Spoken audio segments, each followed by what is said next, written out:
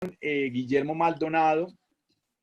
Guillermo nos va a hacer, el profesor Guillermo nos va a hacer una presentación a propósito de un elemento muy particular de la seguridad social. Él tiene una tesis que a mí me parece bastante llamativa sobre el énfasis que, en mi entender, ya Guillermo nos dirá si estoy equivocado o no, el énfasis decía equivocado, digamos, por parcial de la Corte Constitucional en ese elemento contributivo de la seguridad social. Entonces, Guillermo llama la atención sobre la urgencia de ajustar nuestra visión de la seguridad social a una visión contemporánea en la cual la asistencia social, asunto que tiene la mayor importancia en épocas como las que corren en nuestros días por cuenta de la pandemia, también forman parte de la seguridad social. Guillermo, es un placer escucharlo, tenerlo entre nosotros. Lo escuchamos, le renuevo nuestro agradecimiento muy especialmente por su participación y también por el respeto del término. Muchas gracias. A usted, profesor, muchas gracias y a todos los que nos acompañan, a toda la audiencia, muchas gracias. Bueno, básicamente lo que vengo a sostener es, bueno, está parcialmente relacionado con lo que usted menciona, pero mi tesis central se va a enfocar en que hay unas rentas, en este caso universales o de emergencia, que han surgido con ocasión de la pandemia, pues que merecen un reconocimiento constitucional especial. Entonces mi tesis se enfoca es a establecer cómo se daría ese reconocimiento en el marco del constitucionalismo transformador. Entonces voy a compartirles unas diapositivas, ustedes me confirman si me pueden ver o no.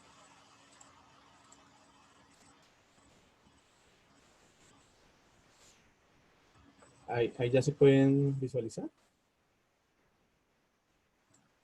Perfecto, Guillermo. Se puede ver perfectamente. Ok. Bueno, entonces la ponencia se titula Renta Básica Universal o de Emergencia, Privilegio de Pocos o Derecho Ciudadano. Ese es como el dilema que vamos a tratar aquí. Quiero empezar con una cuestión preliminar sobre qué o cuál debe ser la ética que orienta las políticas sociales, porque vemos que el enfoque ético más recurrente que se observa en las políticas sociales es el de básicamente que las personas tienen que salir de la pobreza, tienen que acumular un capital humano, tienen que lograr una inclusión social, pero la visión que yo propongo trasciende un poco este esquema, este concepto, porque considero que la política social debe tener un fin más amplio, debe enfocarse no solamente a eso, sino a garantizar la autonomía, la libertad de la persona, debe tener un fin emancipador que le permita a este ciudadano no solamente insertarse adecuadamente a la sociedad, sino tener autonomía, tener libertad en el marco de la democracia no solamente representativa, sino participativa. Entonces, bajo ese marco ético, que es el de la emancipación social, yo quiero abordar este tema de las rentas básicas de emergencia y universales. Y para eso, pues, tenemos que hablar de lo que es el sistema de protección social, y específicamente en Colombia, que básicamente tiene tres nociones o tres grandes aspectos que abarca y que regula, que es una parte contributiva, la primera, que tiene que ver con la seguridad social propiamente dicha, que es donde históricamente se ha marcado la seguridad social, donde vemos que esa llave maestra para ingresar a la seguridad social es el contrato de trabajo, la relación laboral que surge entre las empresas y los trabajadores y en donde el Estado empieza a dar una serie de protecciones a ese trabajador que está bajo esa relación laboral. Esa es la parte contributiva de la protección social. La parte no contributiva, que es en la que me voy a enfocar hoy, tiene que ver con la asistencia social, específicamente con la formación en capital humano, formación que en Colombia históricamente se ha logrado o se busca afianzar a través de lo que llaman los programas de transferencias económicas condicionadas, que en Colombia tiene una experiencia ya de 20 años, específicamente con el caso Familias en Acción, que nace en el año 2001 y que actualmente llega a más de 2.6 millones de familias. Y básicamente lo que busca en estos programas es que las personas acumulen capital humano entendido como educación, salud y nutrición. Básicamente se les exige, se les da una transferencia económica, pero a cambio de ello tienen que asistir a unos controles médicos, tienen que lograr unas metas en nutrición, tienen que mandar a los niños al colegio.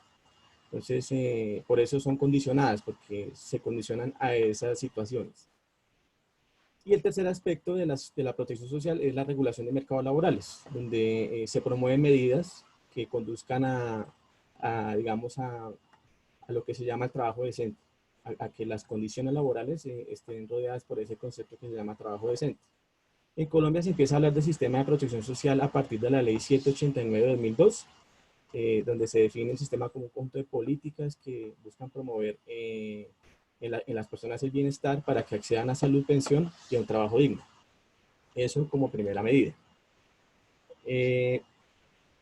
Entonces, aquí quiero empezar a diferenciar entre tres conceptos: las transferencias económicas condicionadas, las rentas básicas de emergencia y las rentas universales. Entonces, como les planteaba, Colombia tiene una amplia experiencia, y América Latina en general, en lo que llaman transferencias económicas condicionadas. Como les decía, son ingresos monetarios que perciben las personas que están en estado de pobreza o que tienen hijos en ese estado, a cambio de que cumplan unas metas en salud, nutrición y educación. En Colombia, actualmente tenemos Familias en Acción con 2.6 millones de beneficiarios, Jóvenes en Acción con 274.000. Estas dos son condicionadas. Le sigue Colombia Mayor, que está destinado solamente para personas de la tercera edad en estado de indigencia, que en la actualidad se cuenta con 1.680.000 beneficiarios. Y existe también el programa de compensación del IVA, que busca llegar a 1 millón de beneficiarios en la actualidad. Eso, digamos, en lo que tiene que ver con transferencias económicas. Pero entonces, con ocasión de la pandemia y de COVID-19, el gobierno nacional crea el programa denominado Ingreso Solidario.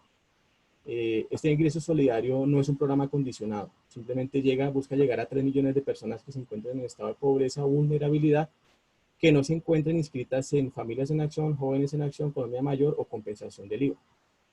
Todos estos programas de transferencias económicas le cuestan al Estado anualmente más de 14 billones de pesos, para que tengamos esa cifra en la mente y contrastarla con las otras propuestas que se vienen adelantando en la actualidad para las rentas básicas.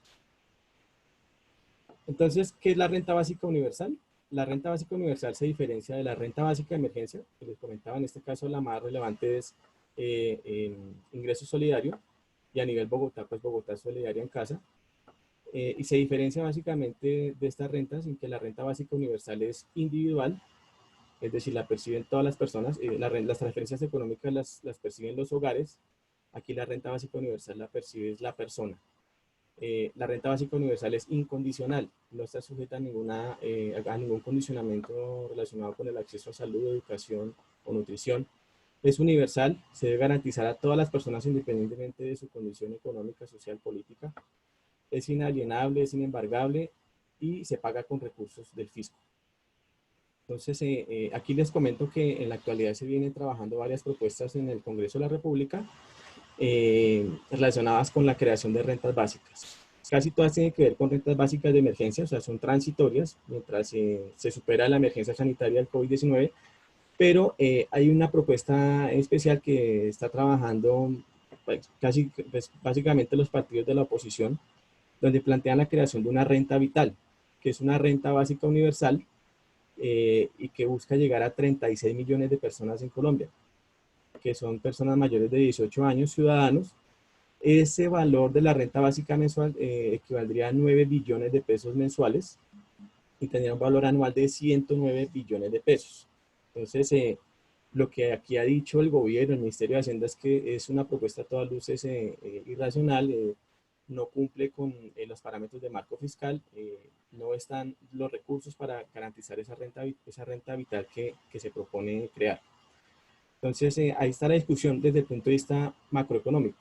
Pero desde el punto de vista constitucional, también se ha venido diciendo que la renta básica universal sería inconstitucional por varios aspectos. Uno de ellos es que el artículo 355 de la Constitución prohíbe decretar donaciones o auxilios a particulares o personas naturales o jurídicas.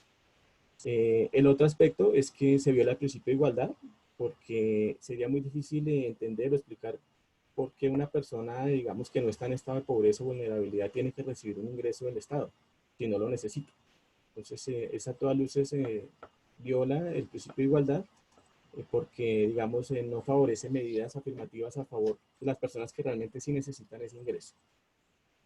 Y el otro aspecto es que se viola también la prohibición de la doble asignación del erario público.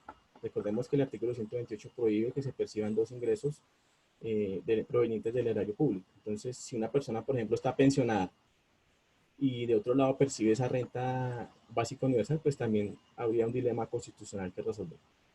Entonces, estas son varias situaciones, obviamente son muchas, pero por razones de tiempo quiero solamente referenciar estas que me parecen las más importantes, en lo que tiene que ver con renta básica universal. Bueno, ¿cuáles son las críticas económicas y sociales a los programas de transferencias condicionadas? Esos programas de transferencias condicionadas, pues, como les decía, es donde Colombia realmente tiene una experiencia de 20 años. Y básicamente las críticas principales que se hacen es que el enfoque dominante de estas políticas es el del capital humano, que las personas tienen que acceder al capital humano y acumularlo para lograr insertarse adecuadamente al mercado laboral, aumentar ingresos y así la pobreza.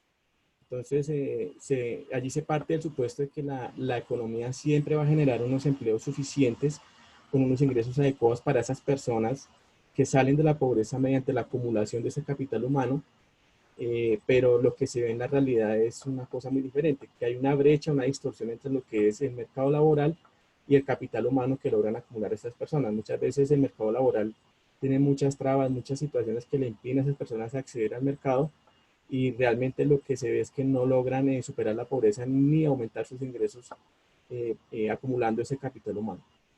Entonces, también se dice que estos programas lo que hacen es atenuar la intensidad de la pobreza, pero en realidad no la superan, porque no se ha demostrado que se rompa su transmisión intergeneracional, porque no hay un aumento de ingresos significativo. También se dice que estos programas son una expresión de una ciudadanía invertida, que representa una acción estatal de corte asistencialista, discrecional y temporal para aquellos excluidos del mercado. Y digo paternalista, ¿por qué? Porque el Estado parte de la base de que la persona no, o las personas que están en estado de pobreza no saben qué es acumular capital humano, no saben qué es lo bueno para ellos. Entonces el Estado, de algún modo paternalista, les dice, lo bueno es que ustedes acumulen capital humano, lo bueno es que ustedes tengan salud, lo bueno es que ustedes tengan nutrición, lo bueno es que ustedes tengan educación, pero pierde de vista todos los demás aspectos de lo que, de lo que es la persona. Entonces, por eso digo que es paternalista, es asistencialista, y sigue siendo discrecional, porque tiene el acceso a estas transferencias está sujeto a los parámetros que diga el gobierno en cuanto a metodologías del SISBEN 3 y 4, puntos de corte. Entonces hay una discrecionalidad muy amplia por parte del gobierno para acceder a estos beneficios. Y otro aspecto importante es que el acceso a estas transferencias, en el caso de Familias en Acción, Jóvenes en Acción, en algunas zonas del país está mediado por el clientelismo político. La clase política lo usa para fines políticos populistas, aprovechándose de esa situación de vulnerabilidad que tiene la persona. Entonces, de parte de la dirigencia estatal se ve como un medio para hacer clientelismo, populismo, y de parte del ciudadano que se beneficia de la transferencia, pues se ve, digamos, como una dádiva o un favor que le hace el Estado, que se debe retribuir en las urnas, pero no se ve como un auténtico derecho que la persona puede reclamar y exigir en el marco de la dignidad humana. Entonces, aquí el punto es el siguiente: ¿qué podemos hacer para superar estas situaciones desde el constitucionalismo transformador? Lo que hay que advertir primero es que no existen desarrollos jurisprudenciales de estos programas de transferencias económicas condicionadas. La poca jurisprudencia que hay en el caso de la Corte Constitucional está más referida a situaciones en las cuales se excluyen a las personas de los beneficios de Familias en Acción, Jóvenes en Acción, pero por aspectos relacionados con el debido proceso o penas privativas de la libertad, pero no se le da a estas transferencias el tratamiento de un auténtico derecho fundamental que las personas puedan reclamar no solamente por la vía judicial, sino por la vía administrativa del Estado.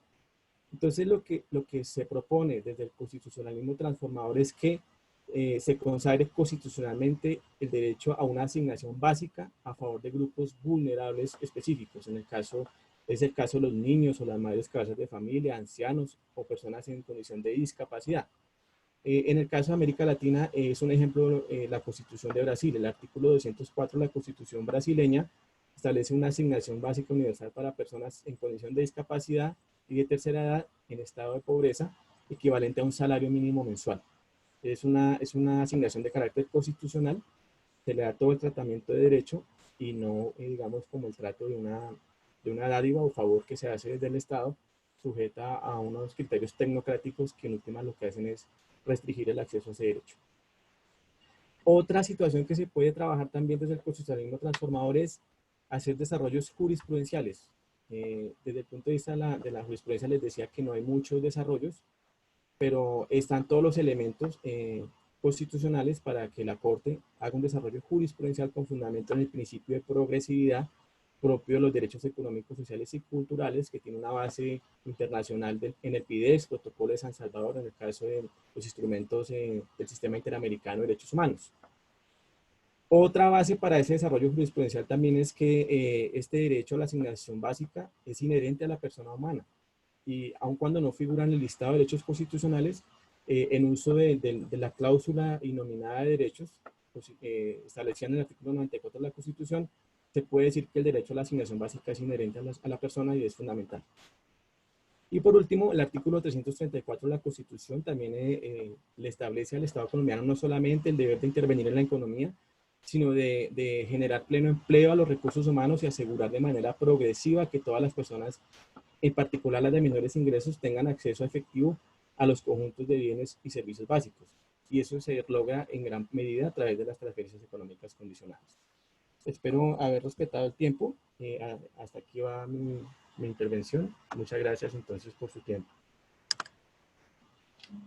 Guillermo, muchísimas gracias. Una presentación muy interesante y muy pertinente en términos de reflexión, dado que, como bien lo señala Guillermo, este es un tema pues, que se está discutiendo no solamente en el legislativo colombiano, ni en los latinoamericanos, sino en términos generales en los países del sur global, en los cuales, por un lado, se les solicita a las personas que realicen actividades de distanciamiento social, que permanezcan en casa, pero dada la informalidad de nuestras economías, pues eso afecta enormemente las posibilidades de obtener un ingreso congruo en un sector importantísimo de los sectores. Entonces, esa renta, la posibilidad de contar con una renta básica,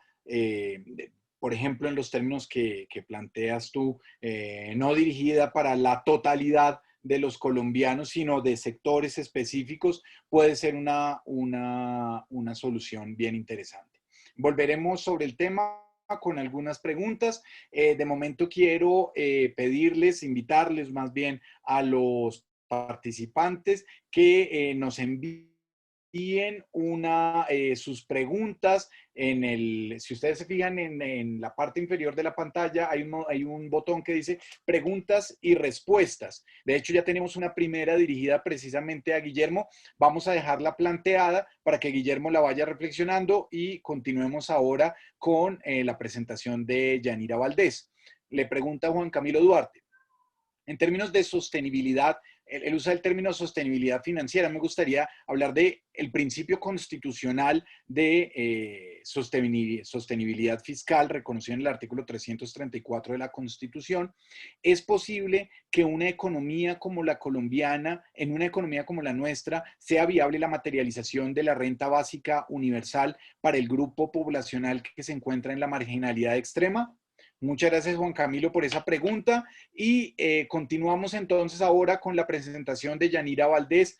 Yanira nos va a hacer una presentación, una exposición sobre la exigibilidad, sobre la eficacia de los derechos sociales a través de la figura archiconocida de las sentencias estructurales. Yanira, gracias por tu participación, te escuchamos. Yanira, por favor, activa eso. Muchas gracias. ¿Y qué tal? Buenas tardes. A ver, un momentito. Estoy por la duplicidad de dispositivos. A ver. Ya. ¿Qué tal? ¿Me escuchan bien? Perfectamente, te escuchamos perfectamente. Muchas gracias. Buenas tardes, Andrés. Buenas tardes con todas las personas que nos acompañan en el panel el día de hoy y aquellas que se están uniendo a nosotros por la plataforma Zoom. Asimismo, también agradezco a la Universidad Externado de Colombia por este espacio de discusión en torno a estos temas que son tan relevantes en estos momentos, sobre todo en este contexto. Bueno, en esta oportunidad, el tema que mi persona va a abordar es el de las sentencias estructurales como mecanismos de protección de derechos sociales y en ese sentido poder mitigar la pobreza y su uso por parte de los tribunales y cortes constitucionales como herramienta efectiva en los casos relacionados a los derechos sociales. Bueno, pues como hemos visto, el actual contexto pone en una cierta encrucijada a los estados. Por un lado, tenemos que la pandemia por el COVID-19 ha resaltado la importancia de implementar los derechos económicos, sociales y culturales, tales como salud, educación, el derecho a la pensión, al trabajo. Y bueno, pues además los estados se enfrentan a una situación de reducción en sus recursos, lo cual, por el mismo contexto también, ¿no? Y eso los pone pues en una situación en la cual resulta importante y fundamental para el desarrollo de estos derechos que muchas veces se han visto limitados en su efectividad debido a esa característica de progresivos que se les ha ido dando en los diversos tratados internacionales, ¿no? Y también en el desarrollo de la comunidad internacional.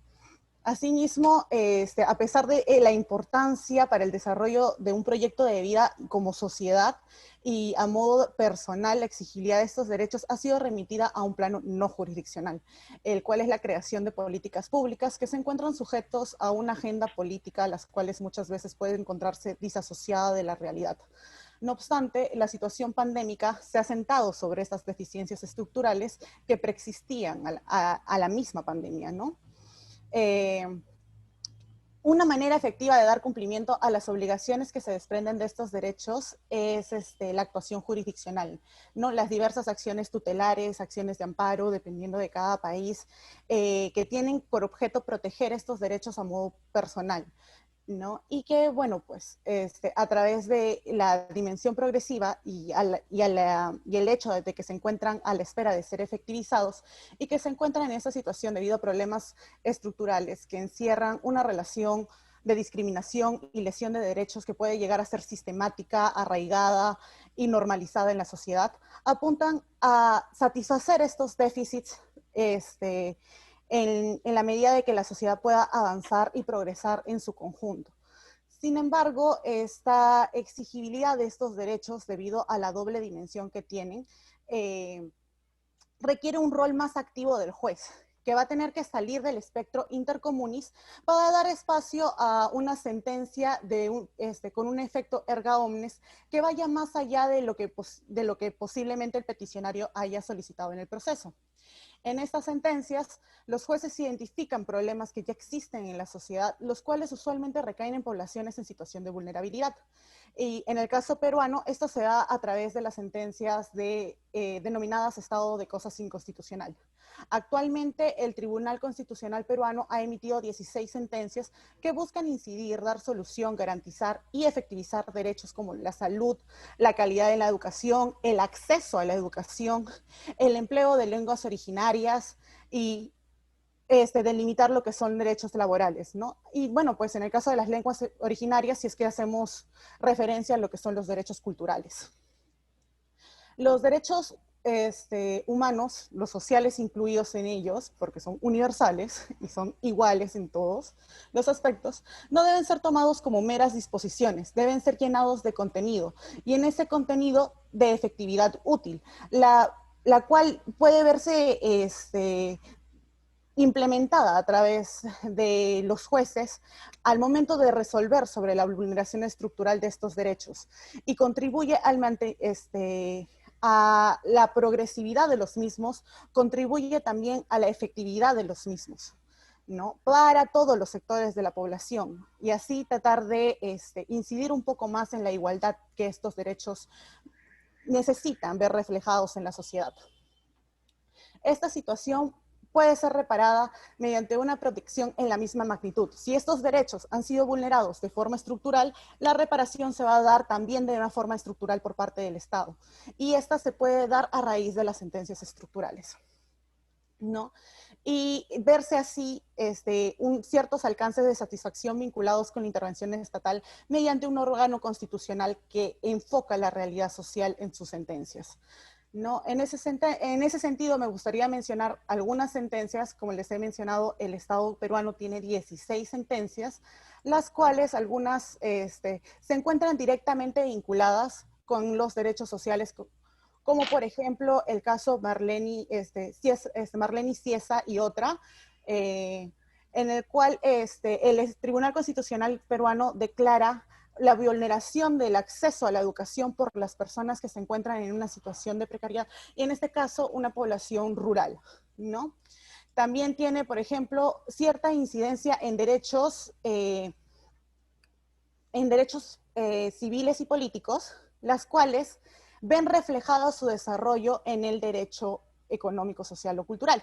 Como lo es, por ejemplo, el caso, un caso resuelto sobre el derecho a la igualdad de la pensión, y que el desarrollo de este caso se da conforme al derecho y del principio de igualdad y no discriminación por parte de un hombre que desea acceder a la pensión de viudez, y debido a la legislación peruana no puede acceder a este derecho porque esta señala que la pensión de viudez se le da a la mujer sin ningún criterio y al hombre mediante ciertos criterios de invalidez, ¿no? En ese sentido, esa persona no tiene posibilidad de acceder al derecho a la pensión y va al Tribunal Constitucional invocando el derecho y el principio de igualdad.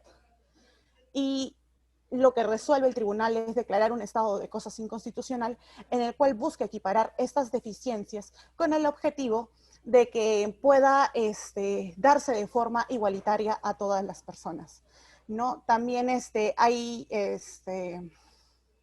casos muy importantes, como por ejemplo el caso de una importadora y exportadora, en el cual se ve la aplicación de la reserva de la ley en una materia tributaria, donde donde si bien el derecho invocado es la libertad de comercio y la libre competencia a raíz del derecho al tributo, de la capacidad de exigir tributo, la sentencia es declarada infundada porque el Tribunal Constitucional reconoce que el tributo es esencial para el desarrollo de la vida y tiene un impacto directo en la vida de la sociedad, ¿no?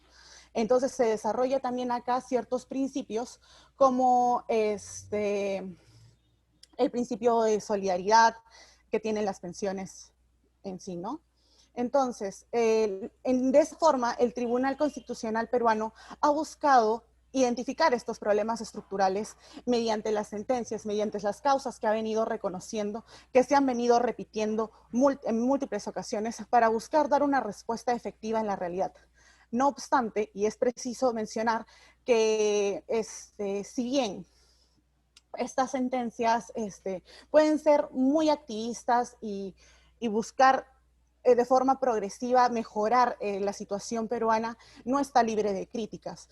Por ejemplo, existen críticas que responden a la legitimidad democrática, al principio de separación de poderes, a problemas del diseño institucional que ha desarrollado el propio tribunal y problemas asociados con el debido proceso o su limitado efecto en el tiempo. Por ejemplo, el caso de educación rural, la sentencia salió en el 2017 y recién en el año 2019 se ha dado, se busca estar dando cumplimiento a lo ordenado por el Tribunal Constitucional y aún así sigue en supervisión.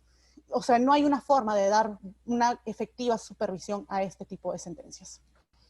Bueno, me quedo para las preguntas, si es que existiese alguna más adelante, y con ello doy finalizada mi ponencia en esta ocasión.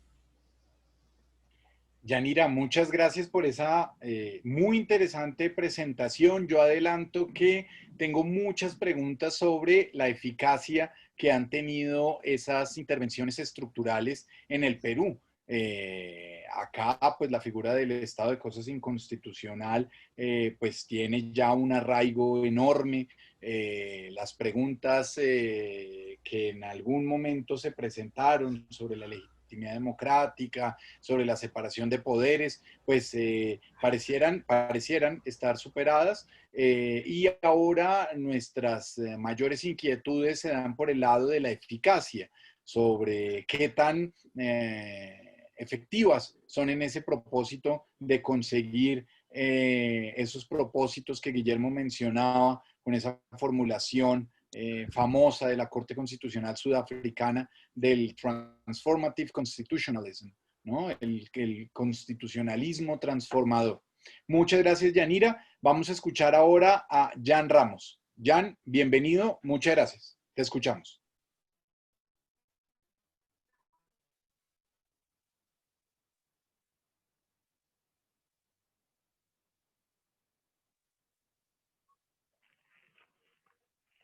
No te estamos escuchando.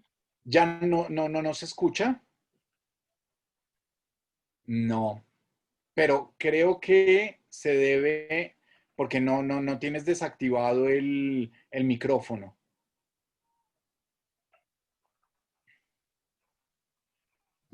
Quizás podrían ser los audífonos. Le podríamos recomendar que desactive los audífonos. ¿Ahora me escuchan? Sí, ahora sí. Ahora no, te escuchamos perfecto, pero no te vemos ahora. Ahora sí. Eso es, perfecto. Jan, bienvenido, muchas gracias. Gracias a ti, Andrés. Bueno, no voy a dejar pasar la oportunidad de saludarlos y agradecerles a la universidad, a través tuyo, a los chicos organizadores y a las y los panelistas que nos están acompañando y los asistentes también. Yo voy a mi punto. De hecho, tengo algunas preguntas ya para los que me han antecedido. Y a igual empezar mostrando las intenciones de estos minutos, que es llamar la atención sobre los mecanismos que se han empleado hasta la fecha para intentar garantizar la efectividad de los derechos sociales. Lo que yo creo es que hemos fijado la mirada exclusivamente o a veces hasta obsesionadamente en la puerta de la justiciabilidad de los derechos sociales. Hemos creído o creemos hasta la fecha que esta es quizás la vía más efectiva para su reconocimiento. Y seguramente con justicia, si es que evaluamos históricamente cuánto ha resultado este mecanismo, será positivo. Pero esto es debido a que hay estándares mínimos establecidos por cortes constitucionales, pero también por la importancia del sistema interamericano y cómo la Corte Interamericana ha implementado estándares mínimos en materia de derechos sociales. Le hace, por ejemplo, temas de derecho a la salud, integridad y cosas por el estilo. Luego, tengo que destacar la importancia del caso que abrió la puerta a la justiciabilidad directa de los derechos económicos, sociales y culturales. Esto con el caso Lagos del Campo contra Perú, en temas que giran en torno a estabilidad laboral, garantías laborales. Pero, por ejemplo, en ese caso en específico, yo quisiera detenerme brevemente para explicar por qué no fue el momento más propicio para que la Corte Interamericana haga esto. Días después, meses después de la emisión de este caso, la Corte Interamericana publicó el famoso caso Cusculpi-Varal contra Guatemala, en temas relacionados a la progresividad de políticas públicas sobre derecho a la salud. Podríamos decir, podríamos de repente cuestionar si cuál de estos casos tiene más impacto. Para mí, voy a optar por elegir Cusculpi-Varal como el caso más emblemático para la justiciabilidad directa de los derechos sociales, económicos y culturales. Y voy a justificar por qué. Con el siguiente caso que voy a mencionar. Este es más de nivel interno. Me refiero al caso de comedores populares que hace muy poco tiempo el Tribunal Constitucional peruano ha publicado. Este es el expediente 1470-2016 habeas corpus, que termina definiéndose como un amparo y está referido al cierre de un comedor público que atendía diariamente a más de 500 personas de bajos recursos que ofrecían platos de comida a costo social, más o menos unos 50 centavos de dólar, quizás menos. En este caso, el Tribunal Constitucional lo que hizo fue ordenar a las autoridades, léase al gobierno regional de Arequipa, al sur del Perú, y al Ministerio de Salud, que se pongan de acuerdo y restauren en un plazo de 30 días el servicio del comedor popular. Lo más importante de destacar en esta situación no es el mandato del Tribunal Constitucional, sino el desarrollo de una fórmula que el Tribunal Constitucional propone en esta sentencia, basada en una teoría de David Wilschitz que recoge en su libro de Pobreza y Derechos Fundamentales, sobre umbrales, que se basan en la urgencia de tomar acciones cuando el asunto pasa por poner en riesgo la subsistencia de las personas.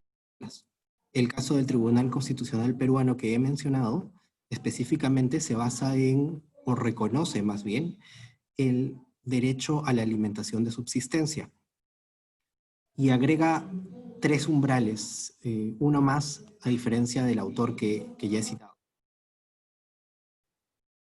Esta justificación para mí es la ideal porque permite mostrar una diferencia basada en la urgencia para tomar acciones en el reconocimiento de derechos sociales. Y esto lo quiero ensayar con otra parte de mi discurso en los breves minutos que me quedan. Hablo de las garantías que Ferrajoli denomina garantías secundarias, que el profesor Gregorio Peces Barba llamaría garantías especiales de regulación o garantías especiales de aplicación, dependiendo a quién le toque esta función, si al Poder Ejecutivo o al Poder Legislativo.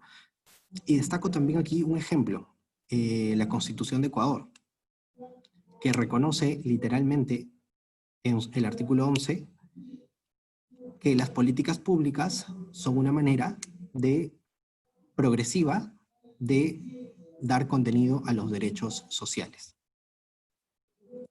Y me refiero a las garantías de políticas públicas o garantías políticas o garantías no jurisdiccionales, pero quiero situarme en aquellas que están dirigidas a un contenido tributario y sumarle que mediante una lectura del principio de solidaridad,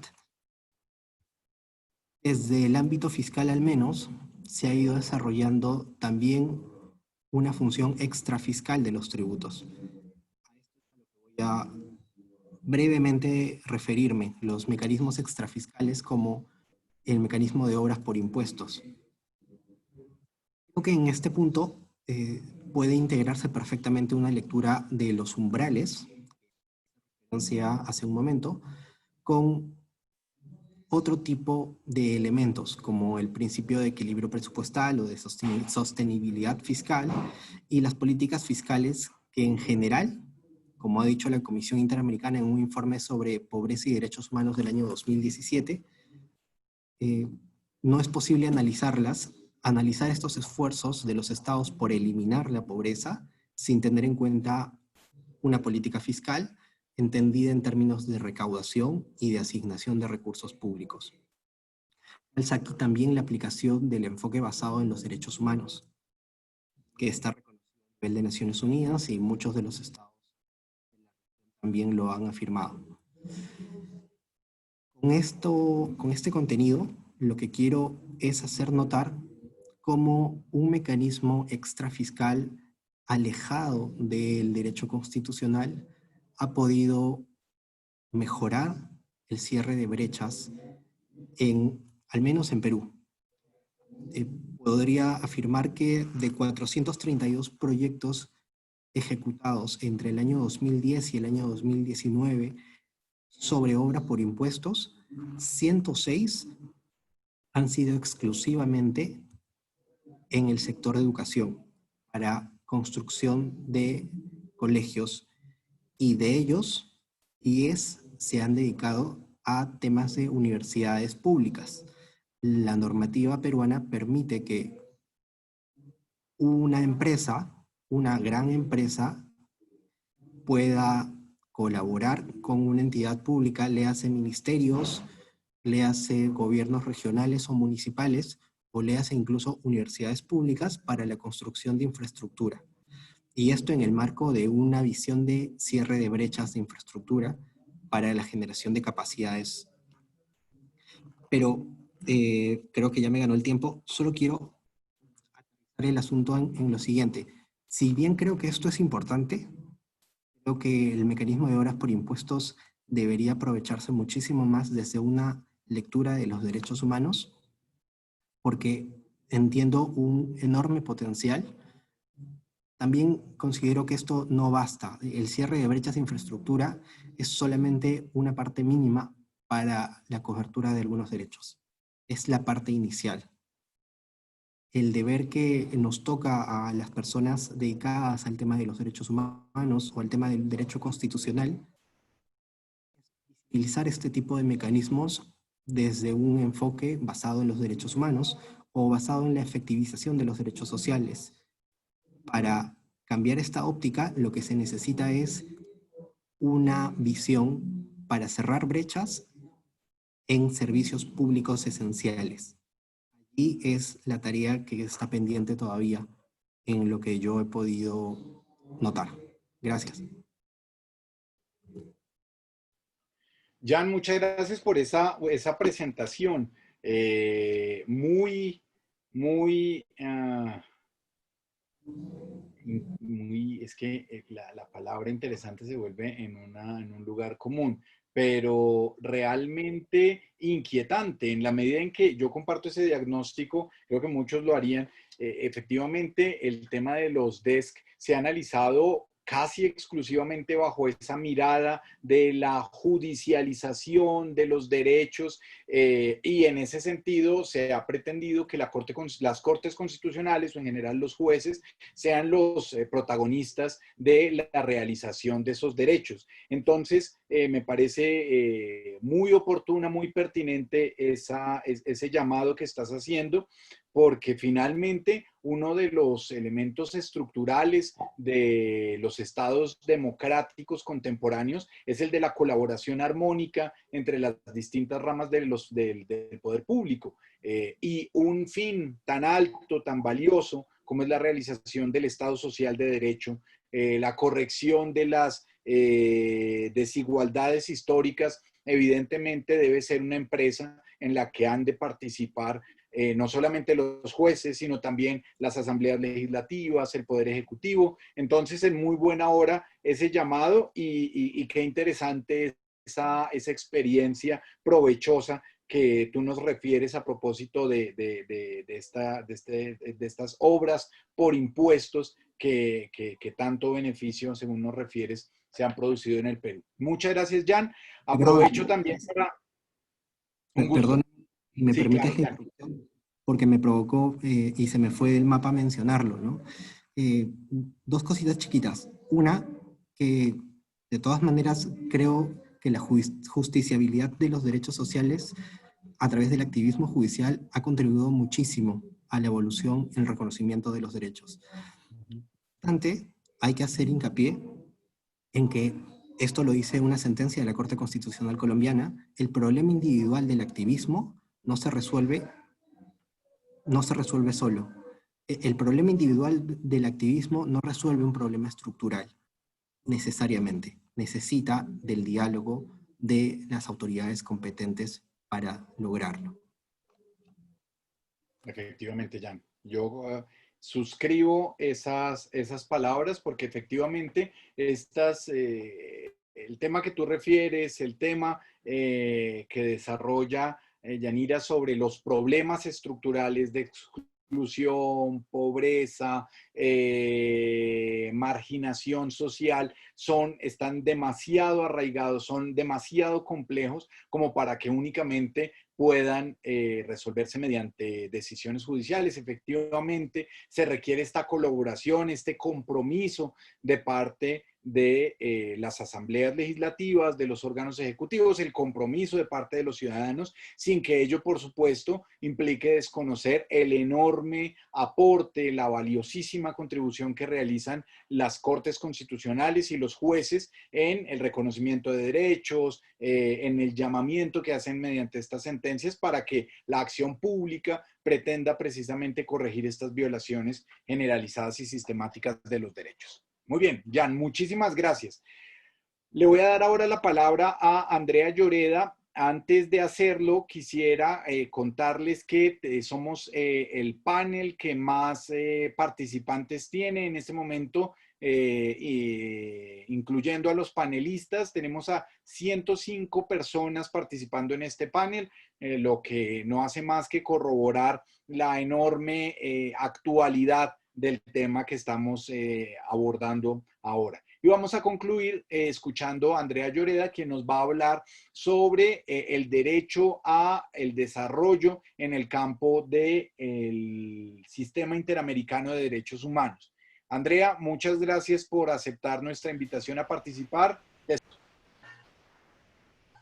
Muy buenas tardes para todos. Muchísimas gracias, Andrés, por tu presentación. Gracias también a la doctora Magdalena Correa y a todo el equipo del Departamento de Derecho Constitucional de la Universidad Externado de Colombia. Para mí es todo un honor poder participar por primera vez en las jornadas de Derecho Constitucional, sobre todo con un tema que me gusta y me apasiona tanto, como son los derechos sociales, la pobreza y el desarrollo. No sé si ustedes recuerdan que en el año 2015 Naciones Unidas expidió la Agenda 2030 con los Objetivos de Desarrollo Sostenible. El primero de los Objetivos de Desarrollo Sostenible es poner fin a la pobreza, en todas sus formas, en todo el mundo. Las metas sobre las cuales se basa este primer objetivo denotan la concepción de Amartya Sen sobre desarrollo, concepción que va más allá del crecimiento económico, que dice que el desarrollo es el proceso de expansión de las libertades fundamentales, teniendo en cuenta siempre que estas libertades fundamentales van o están dirigidas a garantizar que cada persona pueda disfrutar de la vida que valora tener. Y esta misma concepción que va más allá del crecimiento económico la tomó las Naciones Unidas desde los años 60, cuando los países africanos comenzaron a presionar por el derecho al desarrollo que como titulares podían tener frente a los países que los colonizaban, en relación con la libre determinación de los pueblos. Esta libre determinación de los pueblos es lo que podemos conocer como la dimensión internacional o externa del derecho al desarrollo. Sin embargo, durante los 60 y los 70, se suscitaron varias discusiones en Naciones Unidas que llevaron también a hablar de un derecho humano al desarrollo.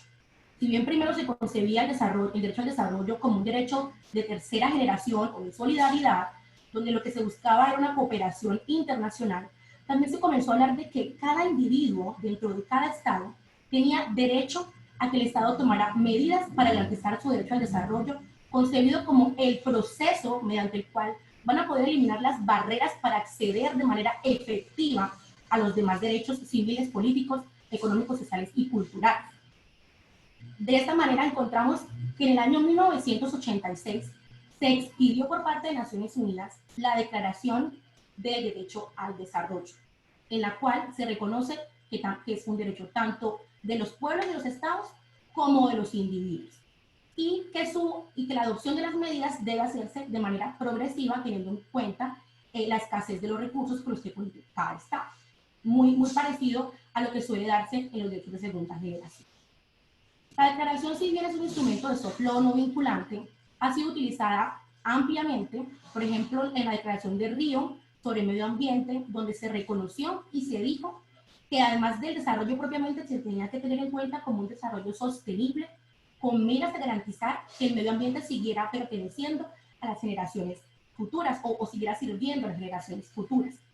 De igual manera, en la Declaración de Viena, en el Programa de Acción de Viena, del año 1993, donde ahora sí todos los estados pudieron adherirse, porque en la Declaración sobre Derecho al Desarrollo, Estados Unidos votó negativamente, y países como Finlandia, Suecia, Japón, Reino Unido, Noruega, se abstuvieron de votar. En el 93 se dice sí, todos estamos de acuerdo con que el derecho al desarrollo es un derecho humano, inalienable, y que además está en igualdad de condiciones que todos los demás derechos humanos. Llevando así a exigirle, o bueno, a darle como una de sus obligaciones o sus deberes al Alto Comisionado de Naciones Unidas para la Promoción y Protección de los Derechos Humanos, que se encargara de garantizar que este derecho humano era visible en todo el mundo. De igual manera, la Declaración del Milenio, del año 2000, los otros objetivos del milenio, se reconoció también que este derecho era un derecho humano. En los Objetivos de Desarrollo Sostenible del año 2015, Agenda 2030, se reconoce, y todo este reconocimiento llevó a que en el año 2016 Naciones Unidas creara la Relatoría del Derecho al Desarrollo, que posteriormente comienza a hablar de lo que se llama el proyecto vinculante sobre derecho al desarrollo, que este año sacó su borrador. No voy a referirme mucho a él, porque pues me acabaría el tiempo, pero sí se lo recomiendo muchísimo. Yo le llamo la desfragmentación del derecho internacional público, porque en caso de que este proyecto llegue a ser aprobado por la Asamblea General de Naciones Unidas, pues estaríamos hablando de un proyecto que no solamente trata del derecho al desarrollo y los derechos humanos, sino también habla de inversión, de la responsabilidad extraterritorial de los estados, de la responsabilidad de los estados por los hechos causados por personas jurídicas transnacionales, desarme mundial, migración. Es un proyecto bastante ambicioso y se lo recomiendo a quienes estén interesados en el tema. Ahora bien, no solamente el sistema universal ha reconocido la existencia del derecho al desarrollo, también el sistema africano de derechos humanos lo ha reconocido de manera expresa en el artículo 22 de la Carta Africana sobre Derecho al Desarrollo y los Pueblos, y lo ha aplicado en casos como el caso Endorois contra Kenia, donde declaró la responsabilidad internacional del Estado de Kenia por la violación al derecho al desarrollo al haberse abstenido de realizar el proceso de desarrollo en el pueblo indígena, dado que permitió que llegara un proyecto turístico al pueblo sin realizar la consulta previa y sin compartir los beneficios al pueblo indígena. De la misma manera, la Carta Árabe sobre Derechos Humanos también reconoce expresamente el derecho al desarrollo en su dimensión individual y en su dimensión colectiva. La Declaración de Abu Dhabi del año 2016 sobre Derecho al Desarrollo, perteneciente a la Organización Islámica de Cooperación, también nos reconoce cada una de las dimensiones, y la Declaración sobre Derechos Humanos de la Asociación de Naciones del Sudeste Asiático. Es decir, gran parte del globo terráqueo reconoce el derecho al desarrollo.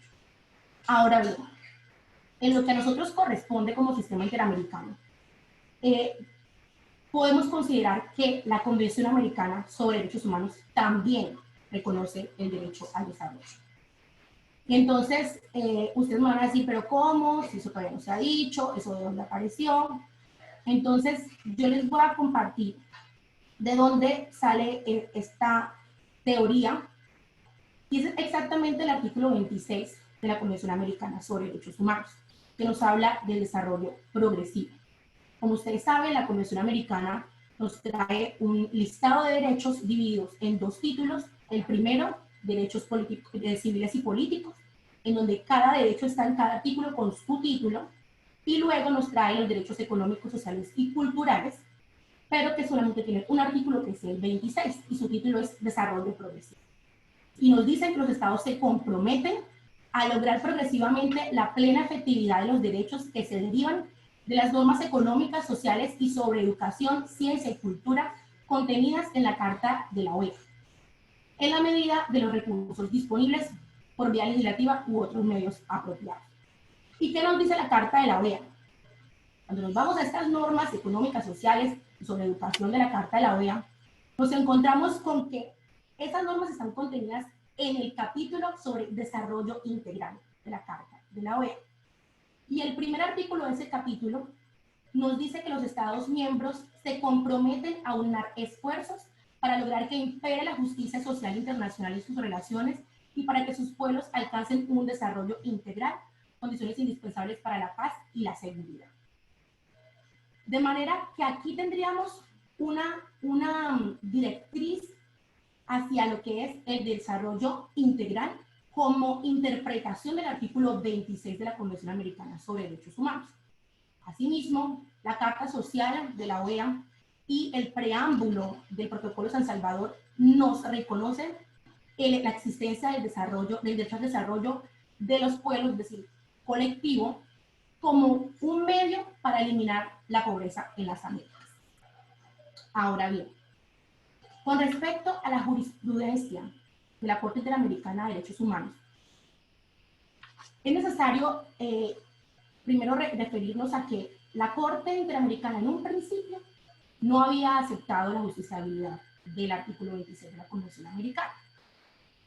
Antes del año 2009, la Corte lo que decía era que esta norma que yo les acabo de leer era una norma meramente programática, no traía ningún derecho, que además, si se querían traer violaciones por derechos económicos, sociales, culturales, ante la Corte Interamericana, se debía hacer con conexidad con los derechos políticos y civiles, en específico siempre se hacía con el derecho a la vida y a la integridad. Entonces, si se quería solicitar la declaratoria de responsabilidad internacional de un Estado por violación al derecho a la salud, a la vivienda, a la alimentación, a la educación, al trabajo, a la pensión, siempre debía hacerse a la luz de los otros derechos. Hasta el año 2009, en el caso Acevedo Buendía contra Perú, en donde la Corte dice no. Si bien esa es una norma bastante amplia, pues está dentro de la Convención. Y al estar dentro de la Convención, la Corte sí tiene competencia para referirse a la violación de los derechos económicos, sociales y culturales. Solamente que para poder declarar esa responsabilidad debe demostrarse la violación al deber de no regresividad.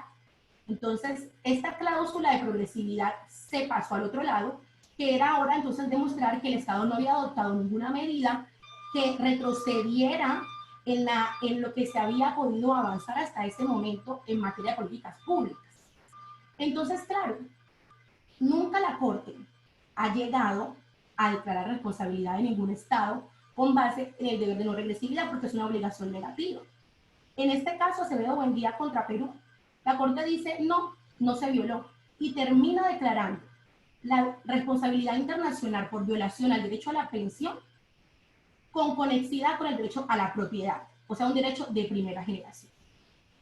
Y así se hizo durante varios años hasta que en el 2017, en la sentencia de Lagos del Campos contra Perú, que es un caso de estabilidad laboral, la Corte dice, bueno, vamos a terminar con este tema del deber de no regresividad, que además fue traído del Comité de Derechos Económicos, Sociales y Culturales de Naciones Unidas. Vamos a terminar con esto porque es que además el artículo 26 está dentro del capítulo sobre obligaciones de garantía y respeto. Y por tanto, los Estados, además de una obligación negativa, también tienen una obligación positiva con respecto a los DES. ¿Y cuál es? Tomar las medidas inmediatas que pueda para que no se violen esos derechos. Poner el aparato gubernamental en ejecución para hacer todo lo posible con el fin de que no se violen estos derechos. Y así es la primera vez que la Corte Interamericana declara la responsabilidad internacional por violación al artículo 26, específicamente con el derecho a la estabilidad laboral. Sin embargo, esta sentencia es bastante criticada debido a que la Corte no realizó una interpretación propiamente de cuál era el alcance o el contenido del artículo 26, llevando a que a partir de esa sentencia del año 2017 se haya suscitado toda una discusión que sigue hasta el momento en la Corte Interamericana de Derechos Humanos. En la sentencia de Lagos del Campo, los dos primeros votos disidentes fueron del juez Biogrossi y el juez Humberto Sierra Porto. Ellos comienzan diciendo que están en completo desacuerdo con la justiciabilidad del artículo 26 de la Convención Americana. Y señalan que están en desacuerdo no porque no crean en los derechos económicos, sociales y culturales, o de la educación, o lo que está en la Carta de la OEA, sino porque dicen que este artículo no trae derechos como tal. Lo que trae es una remisión a la Carta de la OEA, que tampoco, según ellos, trae derechos, sino que trae metas, finalidades, que no pueden considerarse derechos. Y que si lo que la Corte quiere es aplicar los DES, tiene que irse al Protocolo de San Salvador, que es el instrumento internacional reconocido y aceptado por la OEA para poder llevar a cabo la interpretación o la aplicación de estos tipos de derechos, pero el protocolo simplemente dice que solo se hacen justiciables los derechos sindicales y el derecho a la educación. Sin embargo, la Corte Interamericana continuó con su jurisprudencia. En el caso Trabajadores Cesados de Petroperú contra Perú, en el caso San Miguel Sosa contra Venezuela, vuelve y reafirma su tesis de que es posible considerar la justiciabilidad del artículo 26 teniendo en cuenta las normas de la Carta de la OEA. Entonces, en estos casos que son sobre derecho al trabajo, lo que hace es ir a la Carta de la OEA, establecer las normas sobre derecho al trabajo y decir que son aplicables a la Convención Americana sobre Derechos Humanos a partir del artículo 26. Luego, en el caso Pobletes Vilches contra Perú, la Corte Interamericana declara por primera vez la violación del derecho a la salud como derecho autónomo. Y aquí hay un cambio en la discusión de los votos disidentes y es por parte del juez Sierra Porto, que dice, bueno, aquí no se puede hablar de que existen derechos individuales en el artículo 26. Los derechos económicos, sociales y culturales, establece él, deben dividirse en una dimensión individual y en una dimensión colectiva. La dimensión individual de estos derechos debe ser conocida a través de los derechos de primera generación, específicamente vida e integridad. Mientras que la dimensión colectiva de esos derechos sí puede ser conocida por la Corte Interamericana a través del artículo 26, pero teniendo en cuenta el deber de progresividad, entonces de adoptar políticas públicas no para un individuo, sino para la comunidad entera, que vayan destinadas a proteger los derechos económicos, sociales y culturales. Y en esta última parte, el juez Humberto Sierra Porto comienza a hablar de que los estados entonces tienen el deber de adecuar el derecho progresivo, el derecho integral de sus pueblos. Esa fue la primera vez que se habló del tema. Luego, el juez Humberto Sierra Porto sigue ahondando en el tema, señalando cómo en las otras sentencias, también sobre salud, si es posible establecer que el Estado de alguna manera violó la Convención Americana al adoptar políticas públicas colectivas, entonces ahora sí será posible establecer que se violó el artículo 26 de la Convención. Y esta teoría del juez Humberto Sierra Porto fue tomada este año en el caso Nuestra Tierra contra Argentina, en donde la Corte Interamericana de Derechos Humanos declara la violación por la violación a la obligación de adoptar un derecho integral en favor de los pueblos, del Estado de Argentina de adoptar el derecho integral, el desarrollo integral en favor de los pueblos, teniendo en cuenta todo lo que dice la Carta de la OEA, teniendo en cuenta los objetivos de desarrollo sostenible de la Agenda 2030, y pues claramente eso suscitó un montón de críticas, llevando al juez Biogrosio, que siempre ha estado en desacuerdo con cualquier tipo de aplicación del artículo 26, a señalar que entonces se está reconociendo el derecho al desarrollo en el sistema interamericano de derechos humanos y a señalar el temor o la preocupación que entonces, a partir de esa sentencia de este año, cualquier ciudadano de las Américas pueda llevar ante la Corte Interamericana un caso por violación al derecho al desarrollo. Este temor que tiene... Andrea, perdón que te haga una acotación. Si puedes ir cerrando, por favor, que nos pasamos el tiempo. Muchas gracias. Este temor que tienen los jueces, pues lo que es una barrera hacia el progreso del sistema en lo que ya el resto del mundo está haciendo. Y les digo porque en el proyecto vinculante de desarrollo, de Derecho al Desarrollo de Naciones Unidas, en el borrador, en el preámbulo se reconoce que en materia de desarrollo integral en virtud de la Carta de Organización de la Organización de Estados Americanos y en materia de derecho de desarrollo progresivo en virtud de la Convención Americana sobre Derechos Humanos, se reconoce la existencia del derecho al desarrollo. En este sentido, el Sistema Interamericano de Derechos Humanos debe dar el paso siguiente, que es aceptar que el artículo 26 tiene una cláusula de desarrollo integral según la norma a la que remite, que es la Carta de la OEA. De no hacerlo, el sistema se está quedando hacia atrás por un temor a reconocer lo que es indispensable para poder superar la pobreza de nuestros pueblos, que es el desarrollo de los mismos. Muchísimas gracias. Excelente presentación, Andrea. Muchísimas gracias.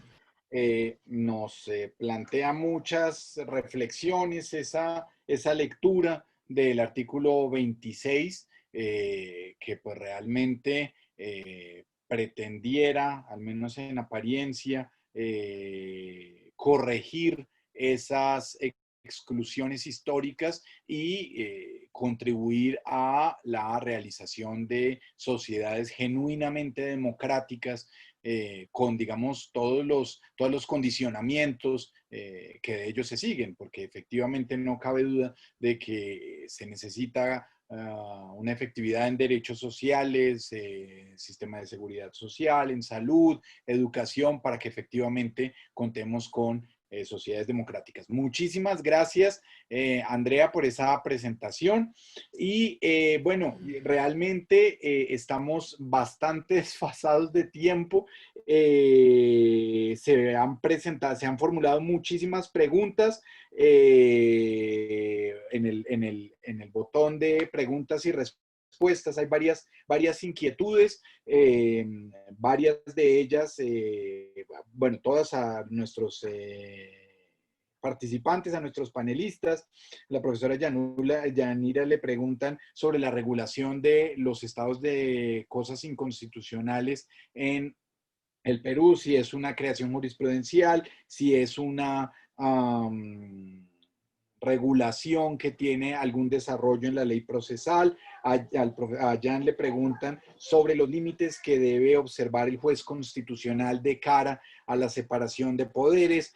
A Guillermo Maldonado le preguntan sobre la sostenibilidad fiscal, sobre cómo se hacen compatibles esos dos principios constitucionales. También le preguntaban si de alguna manera no era ya exigible esa obligación y por tanto innecesaria la reforma constitucional, si se tiene en cuenta que la Corte Constitucional Colombiana ya ha reconocido que el derecho a la seguridad social, en tanto es un derecho irrenunciable, es un genuino derecho fundamental. Y a María Victoria le preguntan qué aporta el reconocimiento del derecho a la seguridad social como derecho fundamental, si se tiene en cuenta que muy buena parte del contenido de esta protección social contributiva ya se puede exigir por vía de tutela. Todas esas preguntas son muy pertinentes, realmente darían lugar a un nuevo debate. Lastimosamente, pues tenemos estas restricciones de tiempo y además no queremos quitarle la oportunidad a las personas que están acá en este chat que desean participar también en los siguientes ejes de discusión de nuestras jornadas de derecho constitucional.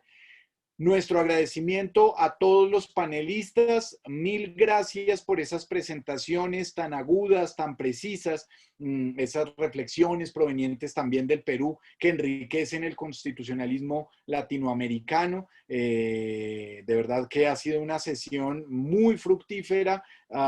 Muchas gracias. También un agradecimiento muy especial a los participantes, al auditorio, por su atención y por las preguntas agudas que formularon a nuestros panelistas.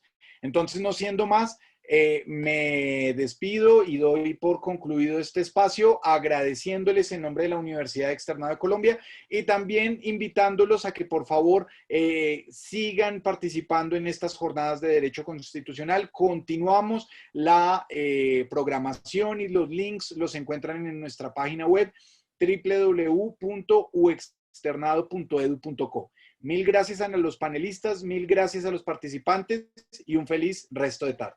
Hasta la próxima. Muchas gracias.